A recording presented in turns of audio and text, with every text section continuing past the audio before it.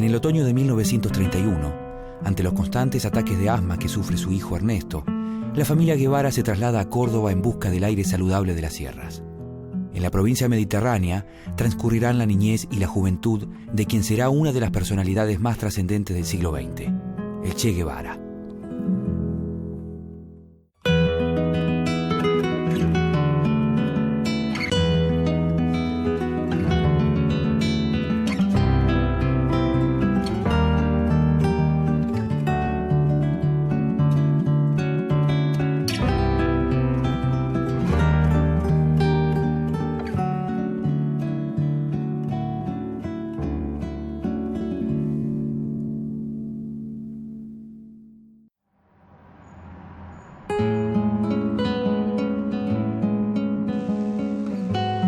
Una tarde de otoño del año 1931, la familia Guevara subió raudamente al tren Rayo de Sol y emprendió el largo viaje de Buenos Aires a Córdoba como si los persiguiera una desgracia.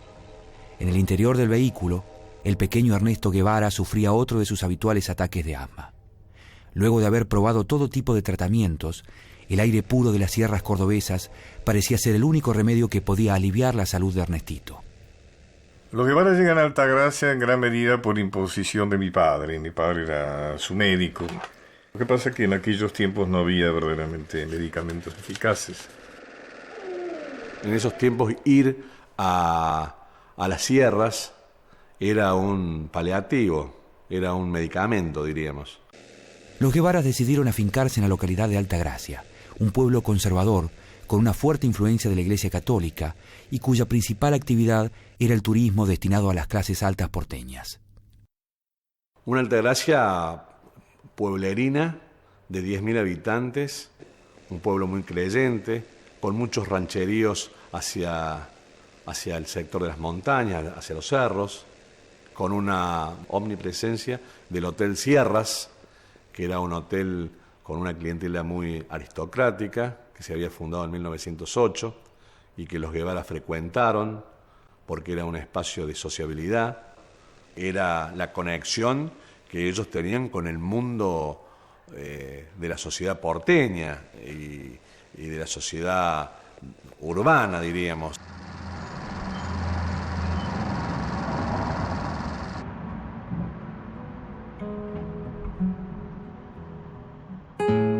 El matrimonio Guevara provenía de una familia de clase alta que había perdido su fortuna. Su realidad era modesta y dependían de la renta de unas pocas propiedades heredadas. El origen de clase era una clase media, alta, con inquietudes intelectuales, muy lectores, muy informados de lo que era la política nacional y de la política internacional. Era gente de alcurnia, por ambos lados, más por la parte de Celia, más ricos y de más tradición aristocrática que por la parte de Guevara. El matrimonio era de polemizar y de discutir, tenían diferencias permanentemente, hasta el punto que muchos años después se divorciaron. Celia de la Serna de Guevara, una mujer con una enorme personalidad, muy culta, había leído mucho, pero creo que lo que la asimila mucho con la figura de Ernesto Che Guevara era que ella era muy fuerte, muy asceta en su vida, tenía una presencia permanente frente a sus hijos, pero con una personalidad propia. Era raro, muy raro, ver una mujer que respondiese o que discutiera de igual a igual con su consorte o con su cónyuge. Entonces, eso lo hacía ser un matrimonio original. Celia era un ser completamente excepcional, porque Celia era una mujer de un enorme coraje y de un coraje discreto, como el coraje del Che. El comandante Guevara no hacía bandera de ser un corajudo, ni le parecía importante tener el coraje convencional. Él tenía un coraje austero, el de la madre. Porque es la naturaleza del imperialismo la que bestializa a los hombres, la que la convierte en fieras sedientas de sangre que están dispuestas a degollar, a asesinar, a destruir hasta la última imagen de un revolucionario, de un partidario de un régimen que haya caído bajo su bota o que luche por su libertad. Él tuvo una relación especialmente fuerte con su madre, con Celia, menos con su padre, ¿no? En realidad la relación con su padre fue ambivalente. Él en algún momento de su vida le reprocharía mucho el haber abandonado a su madre. Por otra parte, el padre, que era una buena persona, pero era un tipo un poco disipado, digamos, ¿no? Un poco preocupado por el trabajo, por esas cosas. Es notable el sacrificio que hizo yéndose a vivir a Altagracia, un pueblo chiquito, en esa época, ahora no puedo decir lo mismo, es una gran ciudad. Ese pueblo chiquito porque donde quién podía vivir bien, el médico, el dentista, el escribano, el comerciante, y Guevara no era profesional, había estudiado arquitectura, de manera que Ernesto se tuvo que bancar toda esa época con problemas económicos, recibiendo una plata que a veces llegaba y a veces no llegaba de los yerbatales que tenían en Misiones. Lo acusaron mucho, le hacían bromas como que no pagaba las cuentas. Yo lo cuento en mi libro, un cuento famoso de un chico que yo lo conocí, Beto Lozada, que un día llegó a cobrarle el alquiler y le dijo, Ernesto padre, dice, vos tenés cara de venirme a cobrar el alquiler. Y Beto Lozada dice, usted tiene cara de no pagarme. Cuentan que pasaban etapas económicamente difíciles y empezaban a deberles a todos. Pero después cuando venía de repente así la remesa de dinero, dicen que Ernesto Guevara Lynch en ese sentido era muy puntual y allí nomás metía la mano en los bolsillos y empezaba a ponerse al día y a pagar todas las deudas. Los Guevara vivieron en Córdoba y sobre todo en Altagracia la mejor época de su vida. Y la vivieron como vivían los Guevara. Es decir, en Altagracia deben haber vivido entre 7 y 11 casas.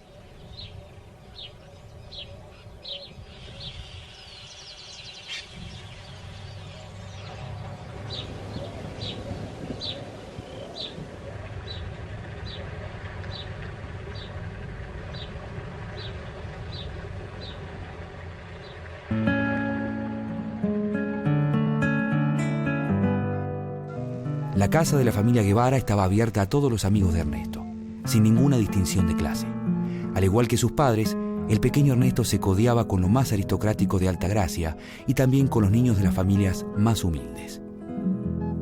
Y el lugar de Altagracia es un lugar importantísimo para el Che, porque él ahí tiene, por empezar, el hecho de que siendo un lugar de veraneo, en invierno, cuando no era temporada, ahí vivían la población típica de una población que vivía activamente nada más que en tiempo de vacaciones. Entonces sus amigos más íntimos son amigos de clase popular, ¿no es cierto? Sus amigos, él aprende a querer amar y a ser querido, a ser amado por chicos de las clases populares.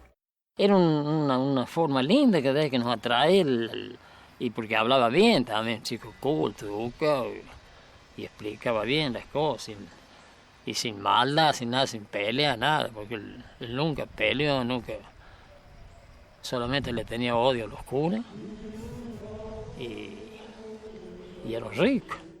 En lo de Guevara tenía la misma simpatía, la entrada de un chico que era hijo del que manejaba un taxi, o del que era un chico que era caddy de golf, y los pitucos que, en mi caso, mis hermanos y otros chicos de Altagracia, eran también recibidos unos como otros.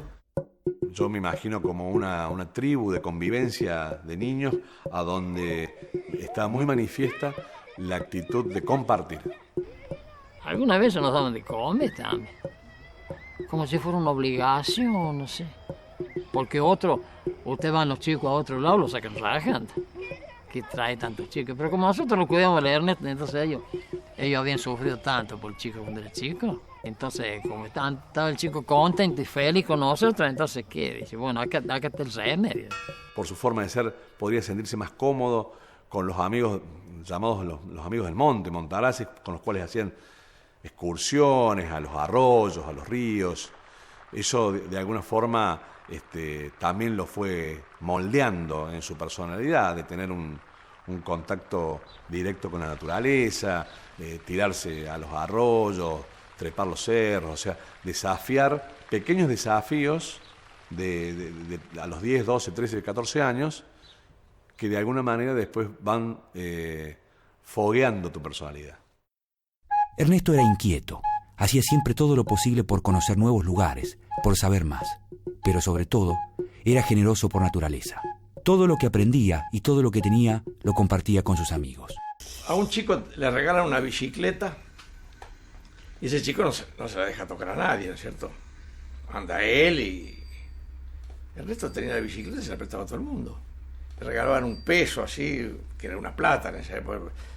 Tengo un peso, vamos a comer sándwiches. Invitaba a los que tenían más cerca, ahí se le alcanzaban los sándwiches y se partían. Habíamos estado jugando después que salimos de la escuela y se había sacado el guardapolvo, estaban jugando los chicos. Y después cuando terminamos, un chico va a buscar el guardapolvo, se lo habían robado. Y se largó a llorar, que si le dice a Ernesto, mira, yo te voy a dar el mío, dice. Y le dio el de él. Entonces Celia le dijo, bueno, le empezó a desvestir, le agarró los libros, la cartuchera, y Ernesto y el guardapolvo, y mamá, se lo regalé a un chico que mañana no iba a poder entrar porque la maestra no tenía guardapolvo, no lo iba a dejar entrar. Eso te acuerdas lo que era, cómo era Ernesto. Un niño solidario, generoso, arriesgado, que decía lo que pensaba, que no se guardaba nada, que tenía una capacidad de observación de lo que sucedía en el mundo que él iba participando. Porque esta gran humanidad ha dicho basta y ha echado a andar, y su marcha de gigantes ya no se detendrá hasta conquistar la verdadera independencia por la que ya han muerto más de una vez inútilmente.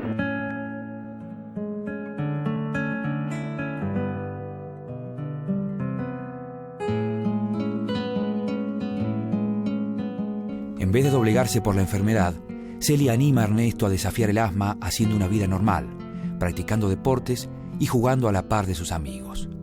Esta actitud fortalecerá una personalidad en la que el desprecio constante hacia el peligro y la muerte irán construyendo la futura leyenda del Che. Celia tomó el toro por las astas en algún momento y decidió que su hijo no iba a ser un minusválido. Entonces Celia decía a mí, yo traté de criarlo como un chico normal, nunca lo quise sobreproteger, nunca quise que fuera un alfeñique, cuidadito. Y dice, no, cuando Ernesto estaba bien tenía amplia libertad, no, cuando había tenido un ataque de asma, que decía, oye, Ernesto no sale. El asma es lo que lo hace duro, lo que lo hace imbatible, entre comillas, ¿no?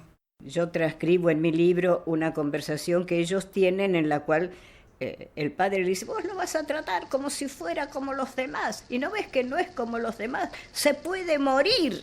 Y entonces Ernestito, que estaba mirando desde la ventana cómo jugaban sus hermanos y los amigos, y entonces Celia le pregunta si quiere salir, y el Che le dice, sí, yo quiero salir, pero te podés morir, y si me muero, me morí.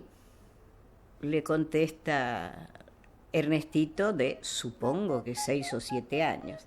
Entonces la madre le dice, bueno, no es que te vas a morir, tenés que tener cuidado, salí. Y en todo caso, jugá hasta que aguantes. Aguanto y vengo. Y se fue a jugar. Si bien el asma fue un obstáculo y en muchos casos desmayaba y limitaba a Ernestito, no se privó de hacer todas las cosas que hacen los niños cuando son niños en la infancia. El Che asume claramente un rol de líder entre su barrita de amigos. Es un poco líder natural, o sea, él cuando tiene que internarse en su casa por asma, quedan todos en suspenso hasta que el Che vuelve de nuevo a proponerles las correrías. Ernesto siempre estaba programando algo. No, Ernesto no se levantaba ningún día sin ningún proyecto. Hacer una trinchera cerca de la casa. Cazamos pájaros y si había unas perdices, las corrimos por ahí, las liebres, las corrimos ¡qué mierda la alcanzas! Bueno, después acá, cuando estábamos acá en la casa de él, que lo juntamos todas las tardes, cuando venimos de la escuela, hacemos los deberes y los venimos para la casa de él. Todos los días.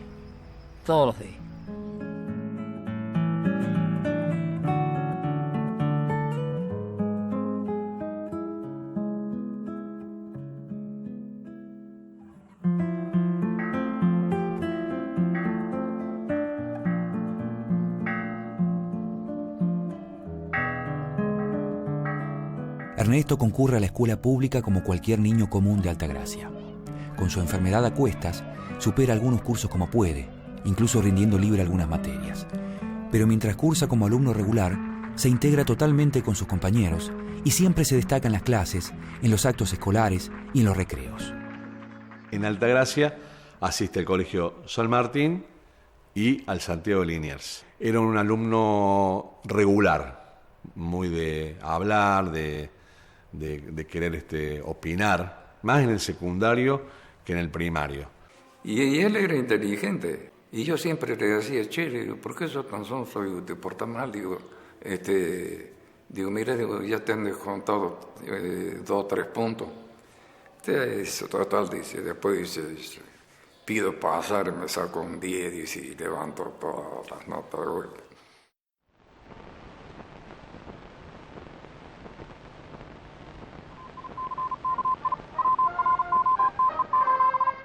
Lejos de la tranquilidad serrana y de los juegos infantiles, las guerras que se desatan en Europa conmueven también a la Argentina. En Córdoba, los Guevara viven apasionadamente la Guerra Civil Española y la Segunda Guerra Mundial. Otra importancia que tiene, mucha importancia que tiene Altagracia Puelche, es que él allí recibe las primeras enseñanzas, diríamos, ideológicas. Porque en Altagracia se da el hecho de que van a parar por problemas también pulmonares o por otros motivos, varios exiliados republicanos al fin de la Guerra Civil Española. Y los Guevara, que son gente muy abierta, muy liberal, los reciben, son los que los ayudan a adaptarse a ese lugar. Y entonces el Che registra siendo niño, registra muchas conversaciones sobre el fascismo, ¿no es cierto?, sobre el socialismo, sobre el comunismo, etcétera. Cosa que se acentúa luego cuando a continuación de la Guerra Civil Española comienza la Guerra Mundial. La casa de Villa Nidia, hablando de las casas, es la casa más emblemática. De hecho, hoy ahí está el museo, a donde en el fondo era un amplio fondo que pasa a la historia de la memoria de los chicos, porque allí juegan a las garritas. Un bando podría ser de la Guerra Civil Española entre franquistas y republicanos, y siempre van de alguna forma emulando los grandes acontecimientos. Hacía y confeccionaba su propio mapa, esto tanto en la Guerra Civil Española como en las otras guerras, la Segunda Guerra Mundial básicamente, establecía el avance de las tropas, la ubicación, iba haciendo una especie de seguimiento de esos acontecimientos bélicos. La bestialidad imperialista. Bestialidad que no tiene una frontera determinada ni pertenece a un país determinado. Bestias fueron las hordas hitleristas, como bestias son los norteamericanos hoy, como bestias son los paracaidistas belgas, como bestias fueron los imperialistas franceses en Argelia.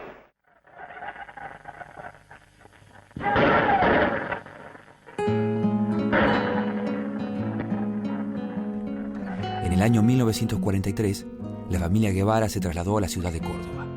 Alquilaron una casa en un barrio aristocrático que lindaba con la arboleda de la avenida Chacabuco y sus elegantes residencias. Cruzando la calle, en una hondonada, crecía un caserío de construcciones precarias, pero nuevamente los Guevara no harían diferencias entre los habitantes de uno u otro sector. Va a girar mucho la vida social de Ernestito, no solo con la gente del vecindario, sino con los compañeros del secundario. Esos compañeros que vos después transformás en amigos en el colegio al cual va a asistir durante los 5 años del colegio secundario, que es el Colegio Nacional León Funes. Aquel Ernestito que empieza a visualizarse en Altagracia se consolida en Córdoba. Se vuelve muy lector, más lector que nunca, y tiene muchos elementos para discutir, para polemizar con los profesores.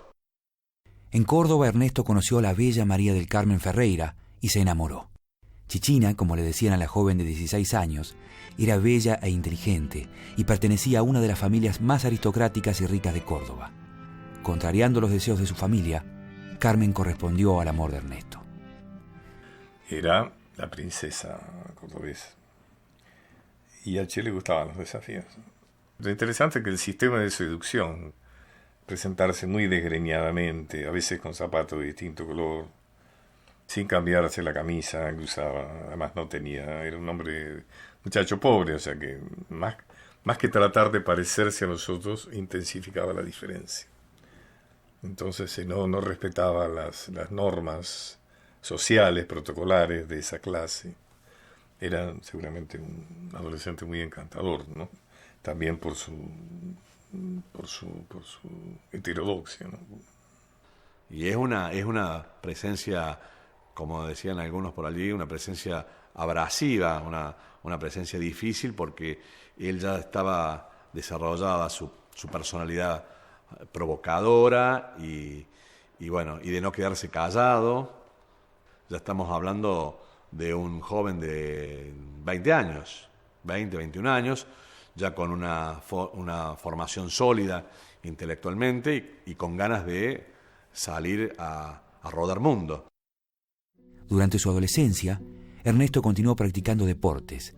Jugando al rugby en el equipo estudiantes, entabló amistad con Alberto Granados, quien se convertiría en su compañero de aventuras. Los viajes que emprendió Ernesto por el norte de Córdoba y de la Argentina despertaron nuevas inquietudes en aquel joven soñador, curioso y aventurero. El viaje de Ernesto y Alberto Granado se decide en Córdoba por una confluencia de objetivos entre ambos. Deciden, charla va, charla viene, tomando un mate, tomando otro mate. ¿Por qué no hacemos un viaje y nos vamos en la Poderosa, que así le decía Alberto, a su motocicleta Norton 500 cilindradas? Y después empezar desde abajo, por el sur chileno, y empezar a trepar el continente. Alberto Granados fue quien mejor interpretó el cambio que se estaba produciendo en el interior de su amigo. Junto a él emprenderán desde Córdoba un viaje por Latinoamérica que lo alejará definitivamente de la provincia y en el que Ernesto dejará de ser Ernesto para ser el Che. Hoy aprovecho la oportunidad de la visita de un periodista cubano para dar al pueblo de Cuba el primer saludo que tengo oportunidad de dar.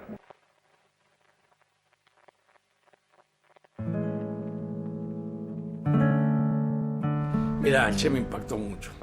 Yo creo que marcó mi vida.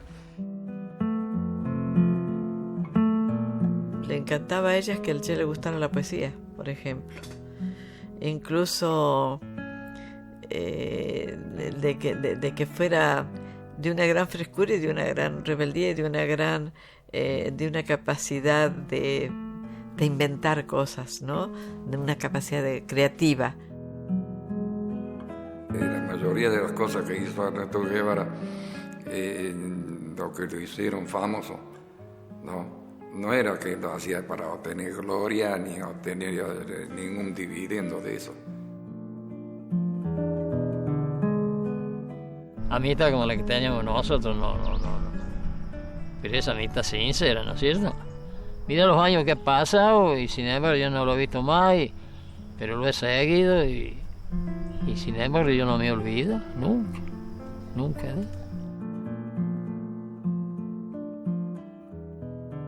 Córdoba es los cimientos, de alguna forma, del Che. Y después él mismo, con su impronta y su desarrollo de querer conocer el mundo y meterse en las entrañas de la injusticia, es lo que lo va haciendo el Che Guevara.